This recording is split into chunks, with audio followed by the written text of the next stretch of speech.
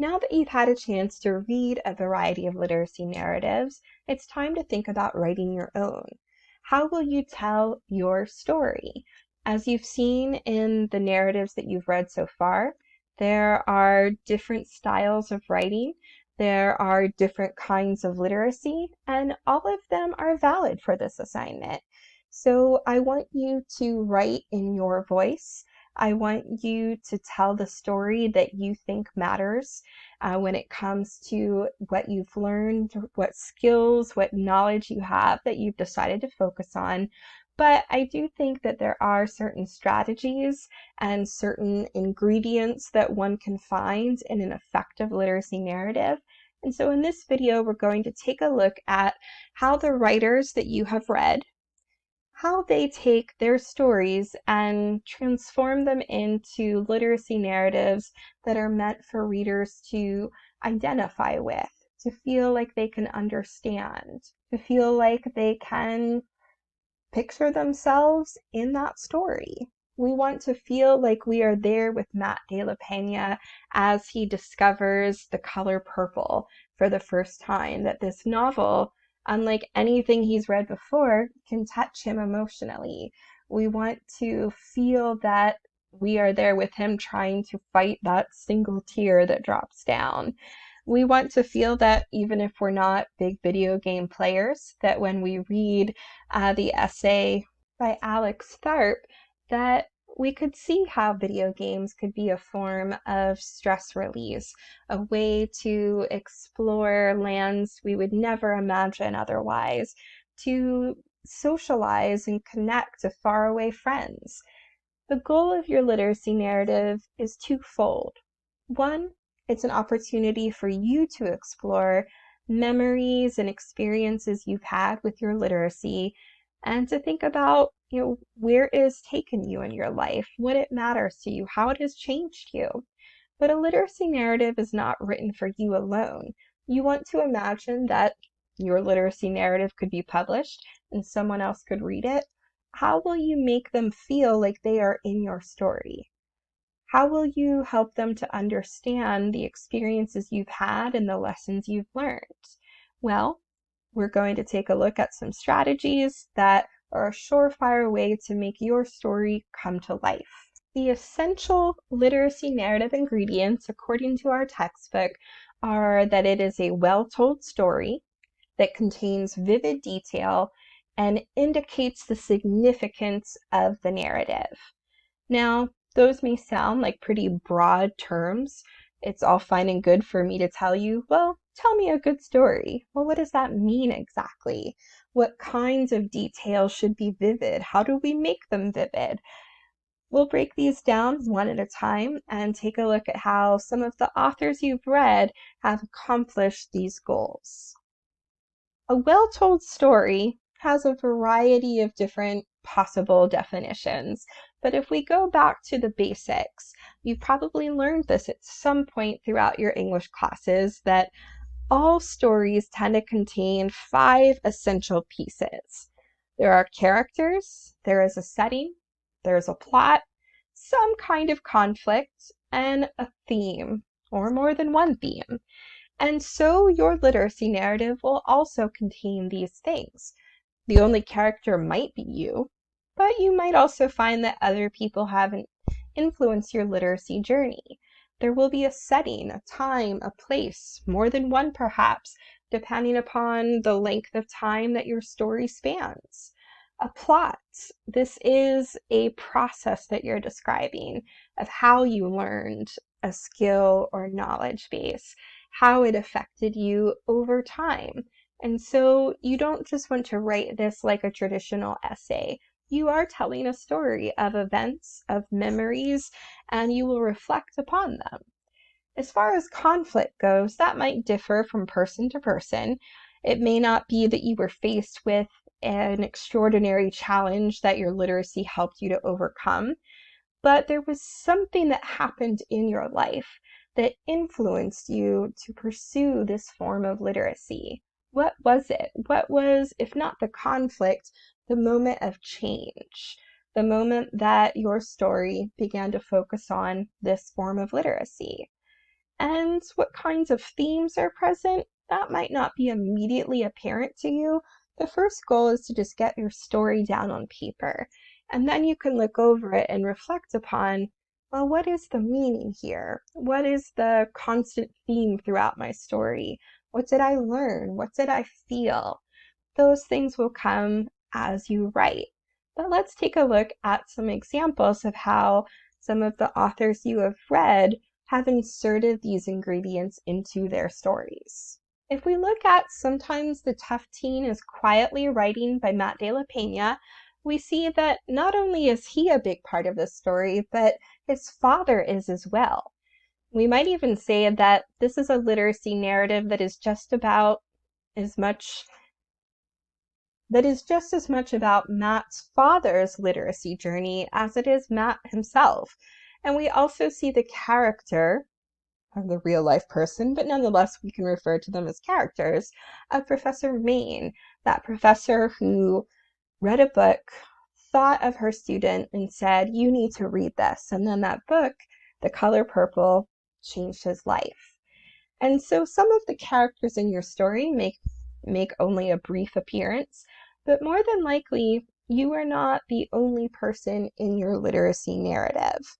If you are, that's okay, but then you would also want to think about, how do I present myself to my readers? What do they need to know about me to understand what I have learned, my literacy journey? The initial conflict or point of interest for De La Peña's story is right from the get-go. In the introduction, we find out that, as he says, "I didn't read a novel all the way through until after high school. Guys who read books, especially for pleasure, were soft, sensitive.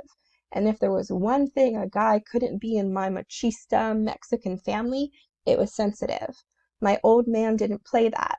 Neither did my uncles or cousins or basketball teammates. And I did a good job fitting myself into the formula. But there was something missing." So this is where the story starts. A history of never being into reading, but we see that it might not be because Matt didn't want to like reading, but rather that he grew up with the idea that guys who read were not masculine. And he lived in a culture and a family in which he felt that that was important and that he had to blend in. But throughout his literacy narrative, we see how he changes, how he evolves into the person he wants to be, and then how that actually helps his father to rethink his own identity and his own connection to literature. And so this is the point in which we see the literacy narrative begin, the conflict. It comes up right at the start. In other stories, it might not come until the middle. That's all up to you, the order in which you want to tell the events of your literacy journey. We see some different ways of telling it throughout the different narratives we've read. This one, we don't start from when you were 2 and read your first book, or well, maybe not 2, unless you're very precocious. But you don't have to start at the very, very first time you encountered your literacy. You might start with the most significant moment in your memory and go from there. Or you might start with what has happened to you most recently and work backwards. For Matt, he's located that time in high school as the root of the issue. And then that moment in college when he received this book from his professor as the key point of change, where we started to see the story develop in a new direction. Along the way, we come across several different settings. We might not linger in them very long, like this is a novel, but we see him at college, a basketball road trip, a hotel room, his parents' home, and time passes. We definitely have a sense of time, which is also part of setting. And that can establish how the story moves along. As the setting changes, as the time changes, so does Matt, right? We see him grow as a character and grow in his literacy, and we see his father grow as well. He uses key transition words to draw our attention to these plot shifts, these time shifts. Back then, he didn't read. My world changed the day his professor gave him the book. After our game the next day, he stayed up all night and read the book in one sitting. Back in my graduate school days, he would visit his parents sometimes, and they would see how invested he was in literature. And over the next 2 years, his father grew interested in reading what Matt did, quietly but surely. After my first novel came out, right, that was his own achievement, but he doesn't actually focus on that very much. He focuses on how his father's goals are also changing, how he decides to go back to school. My dad just recently finished his bachelor's degree, and they can have new kinds of conversations with each other and bond over books that they read.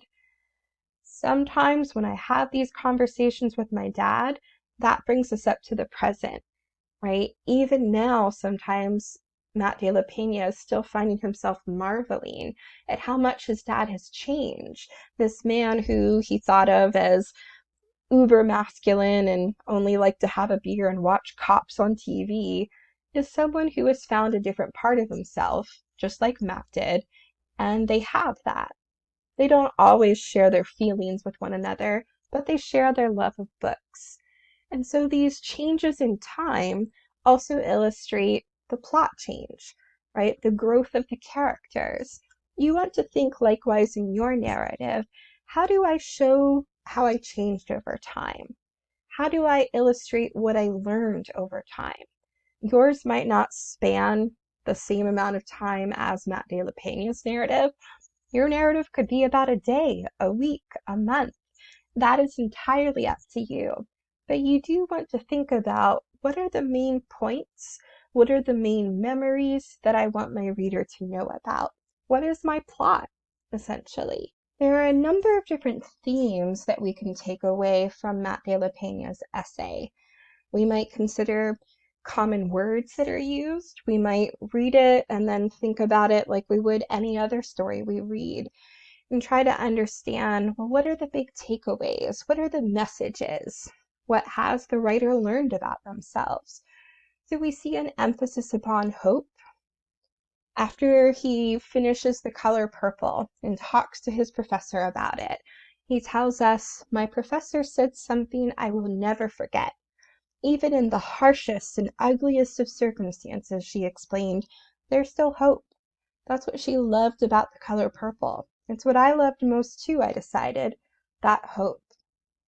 And that idea of hopefulness, even amidst confusion, darkness, trials, and tribulations, that drove Matt to read a number of books by a number of women of color, especially, but drove him to understand other people's stories and enabled him to be able to tell his own as well. We also see a common thread of change and an idea of developing one's own identity and purpose through this literacy. The more books that Matt read, he says, I could sense something happening inside of me. Reading was making me whole. We get the sense, and he doesn't have to come out and say this directly, that there might not have been a whole lot of emotional fulfillment in his life previously. You didn't talk about emotions. Reading was soft, too sensitive. But now, the kind of emotional connection that he is getting through what he reads is making him feel like a whole person for the first time. And then when his father begins to share in that, they are able to develop an emotional connection. His father is able to develop another facet of his identity. Matt tells us, "My old man read everything I put in front of him. My mom pulled me aside and told me he was becoming a completely different person. He was less angry now. He even talked about going back to school." So for both of these men, their literacy changed them. Their experiences with reading, for Matt, it led to writing, to becoming an author, and his father became a teacher, things that they never would have imagined for themselves. And so at the end of the literacy narrative, De La Pena is able to reflect It's like my dad always tells me, reading changed his life, just like it changed mine. So how has your literacy changed you? What lessons has it taught you? Not just that you learned to read or write, not just that you learned how to play soccer or play the oboe, but throughout that learning process, which you should tell us about in your story, what did you learn about yourself? Or what did you learn about teammates or people that supported you or didn't? Think about the themes of your story